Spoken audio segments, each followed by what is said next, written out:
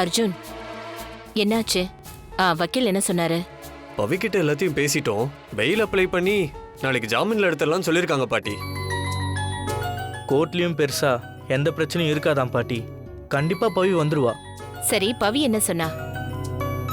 அங்க ரொம்ப கஷ்டப்படுறாளா? அவ என்னைக்காவது தான் கஷ்டத்தை வெளியே காட்டியிருக்காளா பாட்டி? பவி ரொம்ப பாசிட்டிவா தான் பாட்டி பேசுறா. சொல்ல போனா தைரியமா கல்யாணத்துக்கான ஏற்பாடை பண்ணுங்க, நான் வந்துருவேன்னு நம்பிக்கையா சொல்றா.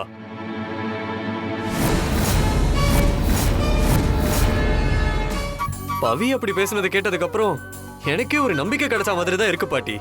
எந்த பிரச்சனையும் இல்லாம எங்க கல்யாணம் நடந்துரும் பாட்டி.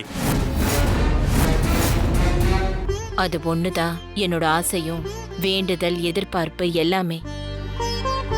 நீயும் பவியும் ஒண்ணு சேருவீங்கன்றத பவி தெய்வ வாக்கு மாதிரி நம்புறா. இப்ப நாமளும் அதே தெய்வத்தை தான் நம்ப வேண்டியதா இருக்கு. அதனால பவி சொன்ன மாதிரியே நாம கல்யாண ஏற்பாட்ட பாப்போம். அதை லேட் பண்ண வேண்டாம்.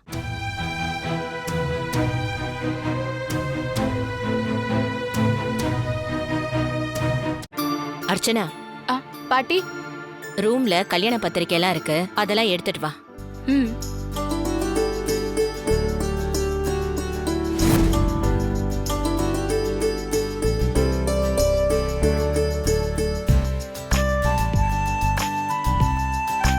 பாட்டி, இதெல்லாம் மாம்ஸ் பவியோட கல்யாண பத்திரிக்கை.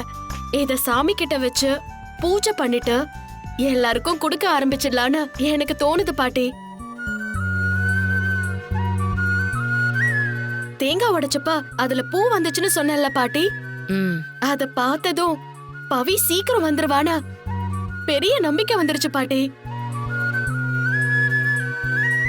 அதனால நாம ஒரு பக்கம் கல்யாண வேலையை ஆரம்பிச்சிடலாம் பாட்டி. பவி தானா வந்துருவா. என்ன பாட்டி சொல்றீங்க?